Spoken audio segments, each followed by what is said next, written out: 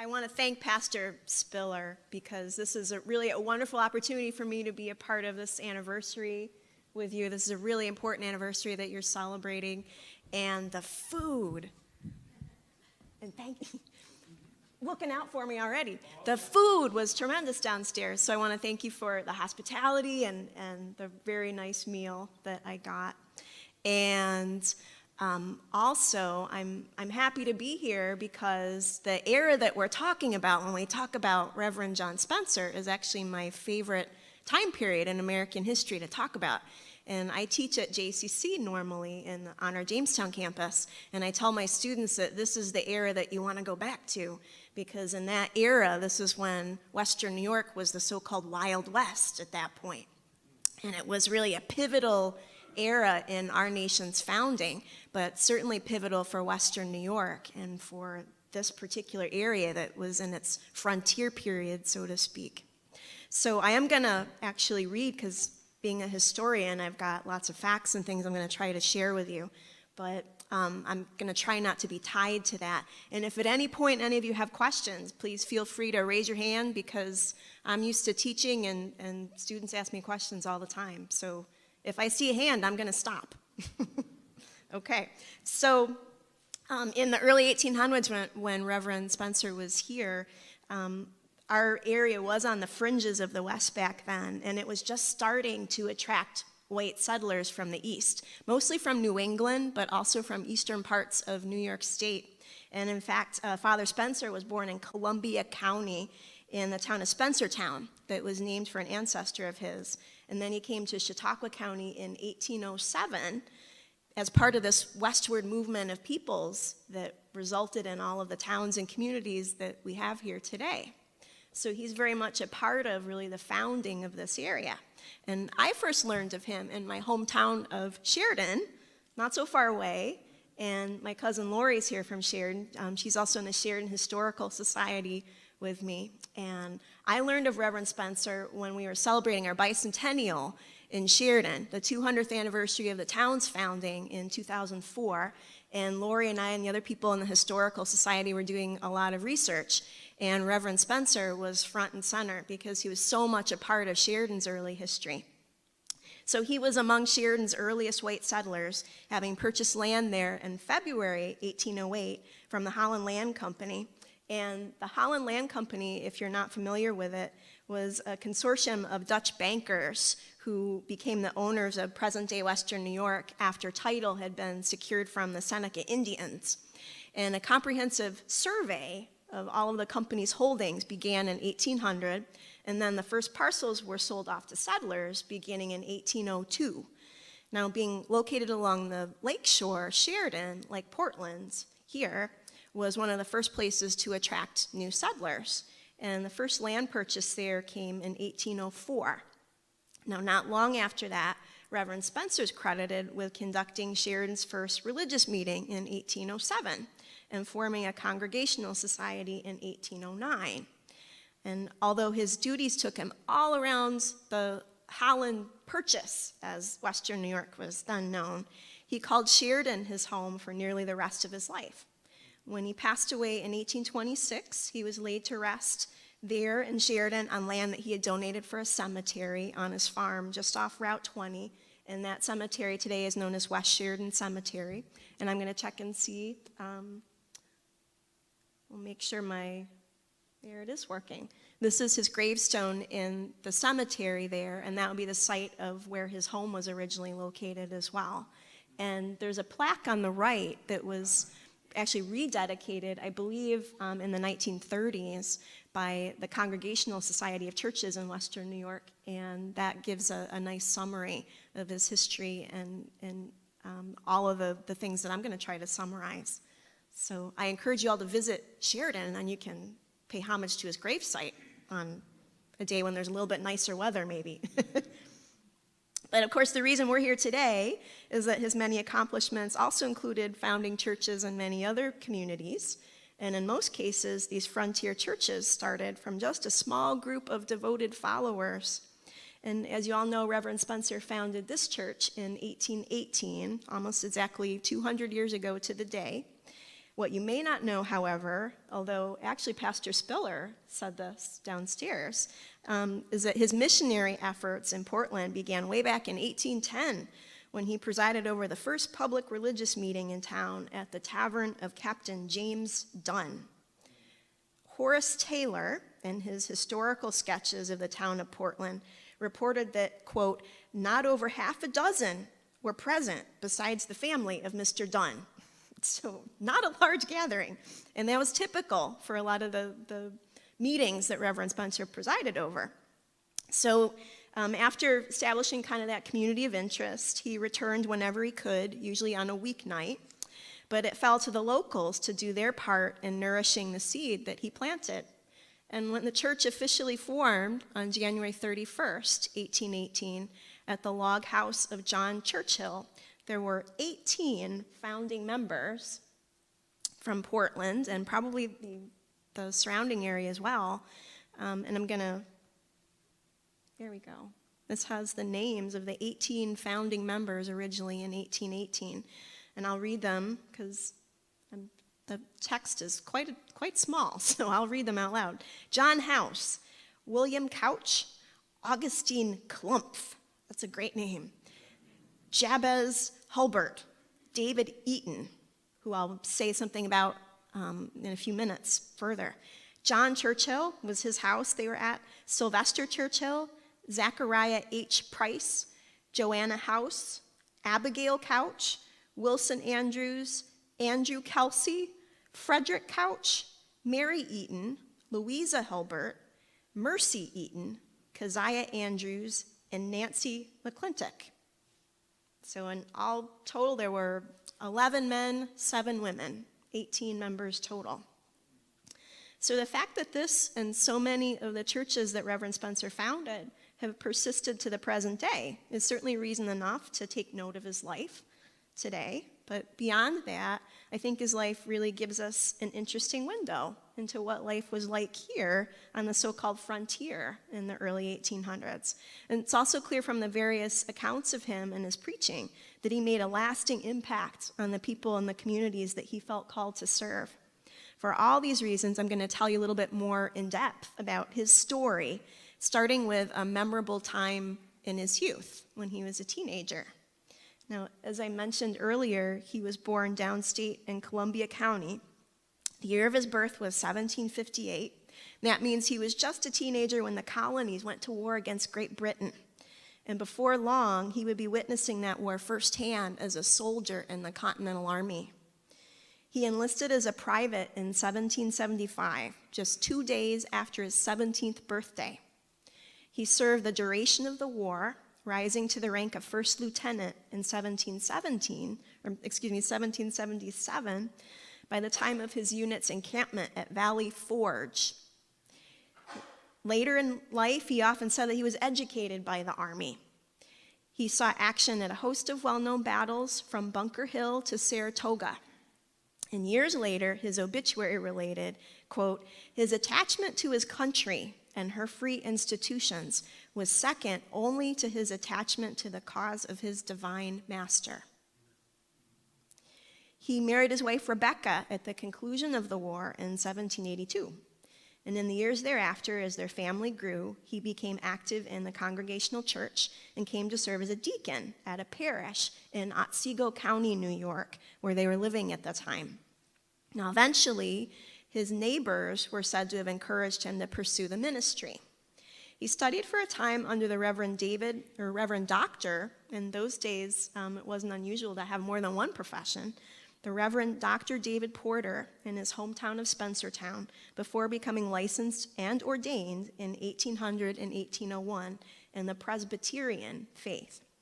Now, according to the plan of union that was formalized in the year of his ordination by happenstance, the Presbyterian and the Congregational churches both recognize clergy of either denomination, so he was able to preside over Congregationalist flocks as well. And in fact, he was said through many individuals who knew him here in Chautauqua County to be a decided Congregationalist in his own thinking. So if you do the math, he was about 42 years old when he began his professional career in the ministry.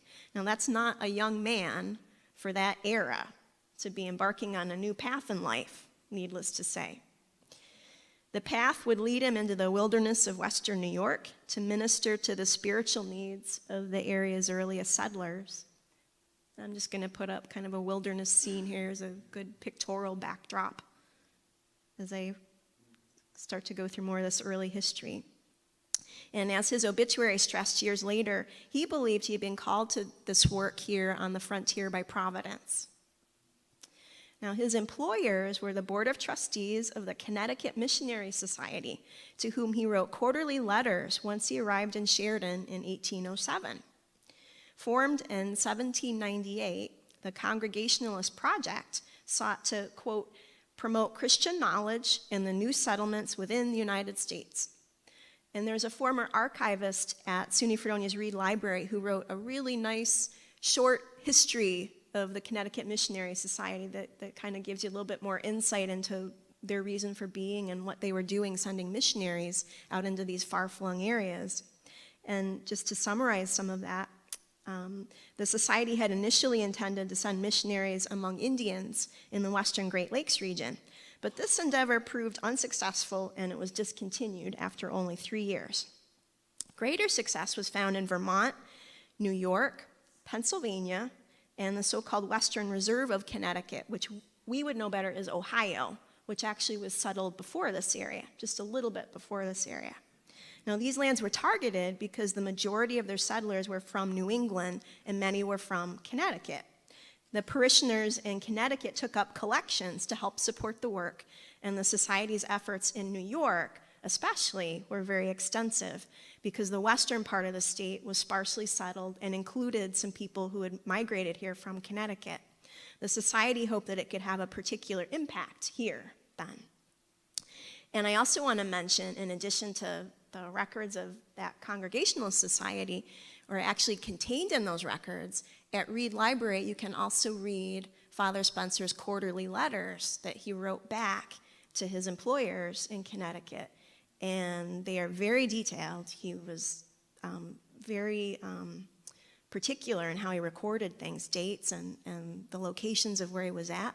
So you can tell a lot from his letters, although his handwriting is difficult to read at times. Although it was pretty neat, but it's on microfilm now, so that makes it, not so clear in certain areas to read. But if anyone's interested, you can go online through Reed Library and check their catalog, and it's in their special collections, so you do have to have one of the archivists there pull it for you. But anyone can go and look on the microfilm and read his letters, and they're very interesting. So his letters often allude to the undeveloped state of the countryside, which you see in the picture there, and the meager earnings of his neighbors. Soon after he arrived in 1807, he reported back to Connecticut that the greatest part of his travels were on foot, the settlements being so new that a horse cannot be supported either by myself or the people among whom I travel, as he summarized it. Not long after he established himself in the area, his ministry was further strained by the outbreak of another war with Great Britain. And while he found himself in a much different position now compared to his service during the Revolution, the proximity of his home to the front lines worried him and his neighbors considerably. He and Rebecca had 8 children by this time, with their youngest, Anna, being about 6 years old. The letters he sent back to Connecticut during the war often read like those of a war correspondent.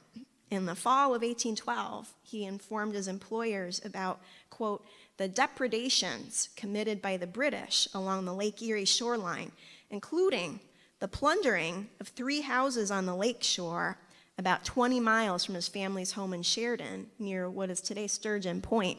And there you see an image of the Queen Charlotte, which was the largest of the British ships on Lake Erie that was really harassing a lot of the people who lived along the lake shore, or some of the smaller boats that were trafficking in salt and lumber and some of the early commodities that were being traded back and forth between Buffalo, which was on Black Rock, and Erie, Pennsylvania.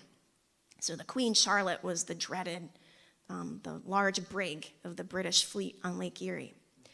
So a few days later, after that plundering near Sturgeon Point, Reverend Spencer recorded that on September 26th, a British vessel attempted to land at present-day Dunkirk, which resulted in an exchange of gunfire that was later reported to have wounded 3 redcoats. No one on shore was hurt, Reverend Spencer reported, but many residents, including himself, were thinking it might be necessary to move their families for fear of their safety. Militia contingents were assigned to guard Barcelona, as well as the mouth of Canada Way Creek in Dunkirk, where the skirmish had happened.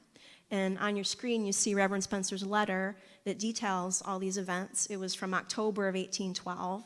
He wrote quarterly, so every 3 months he would file a letter.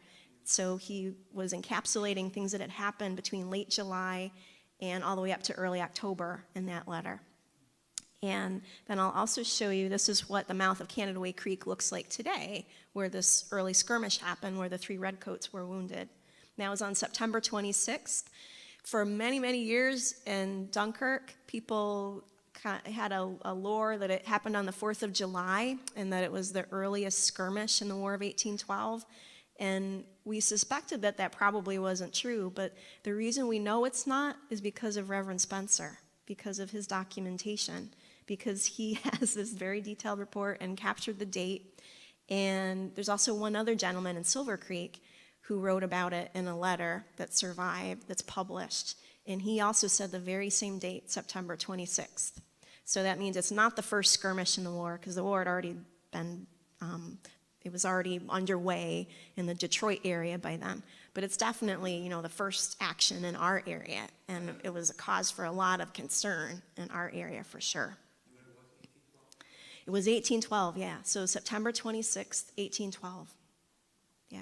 And there was also another skirmish, or kind of an incident at that same site in July of 1813 that's also documented. So the British they wanted to come on shore here because this seemed to be a place where locals were storing salt and a lot of things that they were trying to get out through the local ships to transport and sell in Buffalo or in Erie, PA. And they saw this as, supplies that they could pillage if they were running low on things. And it was pretty easy to access there right through the mouth of Canada Way Creek. So by early 1815, when the peace treaty was signed, he was free to go on more extended trips away from his family again. In 1816, with the war over and spiritual prospects high, he wrote to his superiors in Connecticut that he had, quote, great hope that the work will spread till this wilderness shall in a spiritual sense bud and blossom as the rose.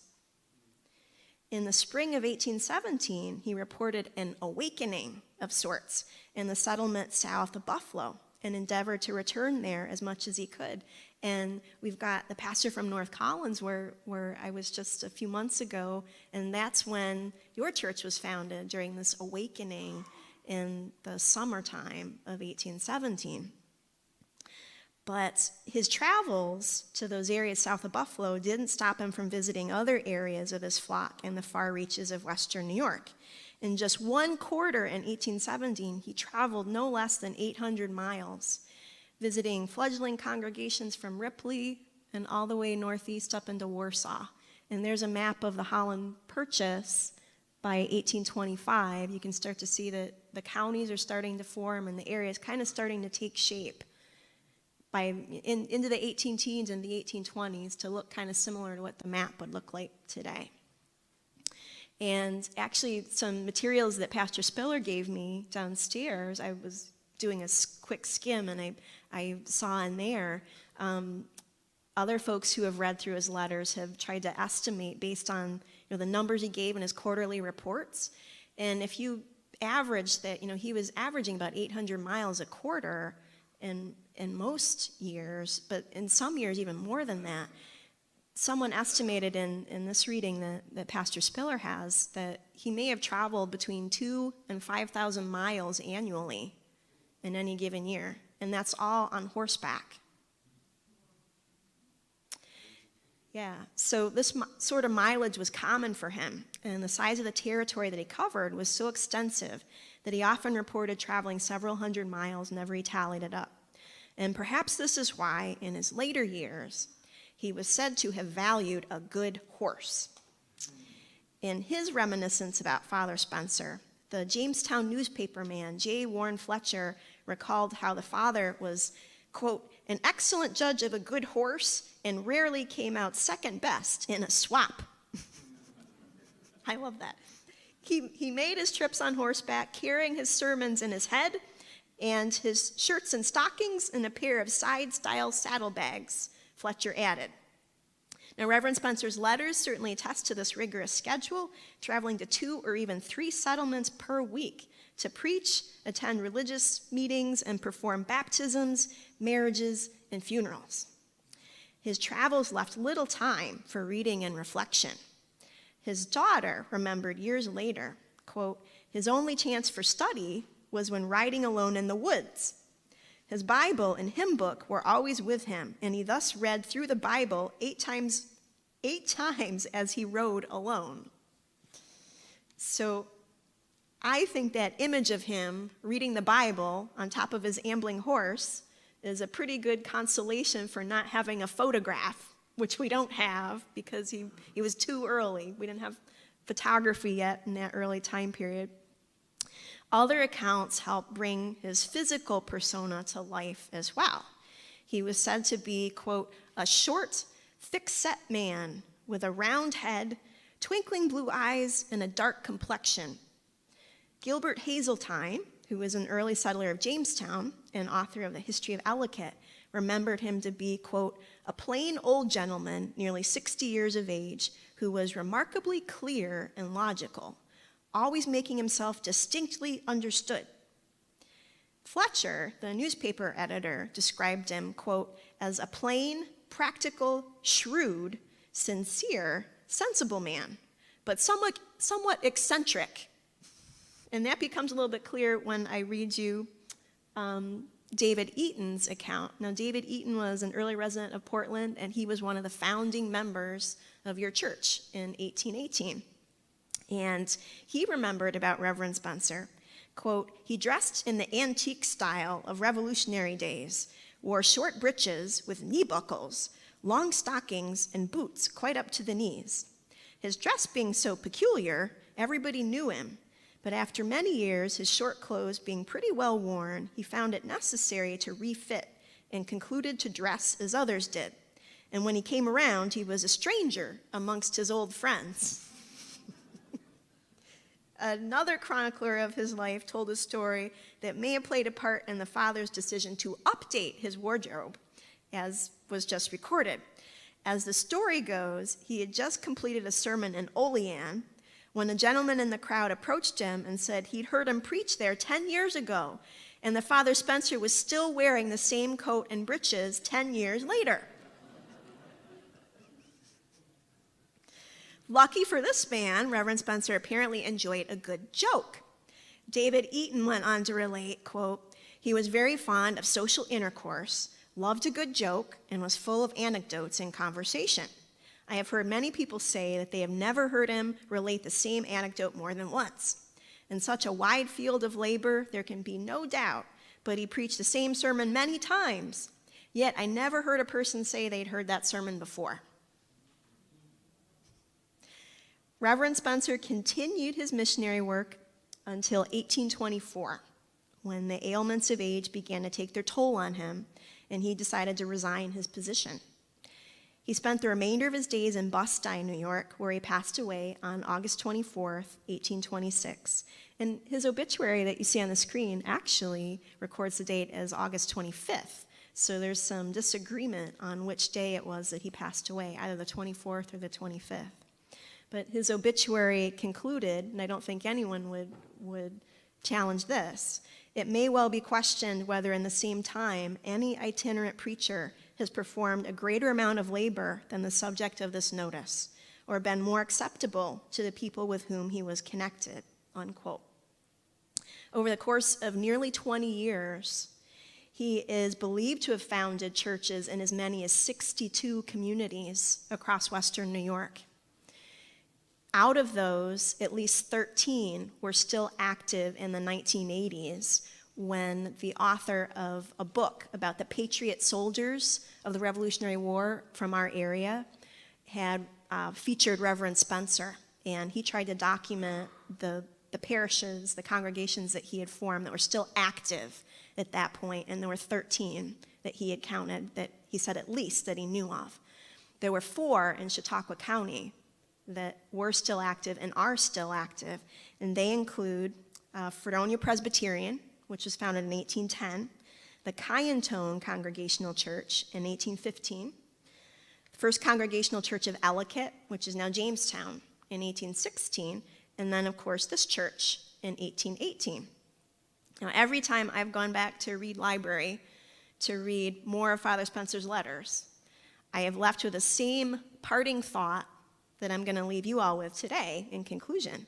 Truly, there are few other individuals we can point to in our local history who have had such a broad impact on our region, even still today. And your congregation here in Portland is perfect evidence that his legacy certainly still lives on.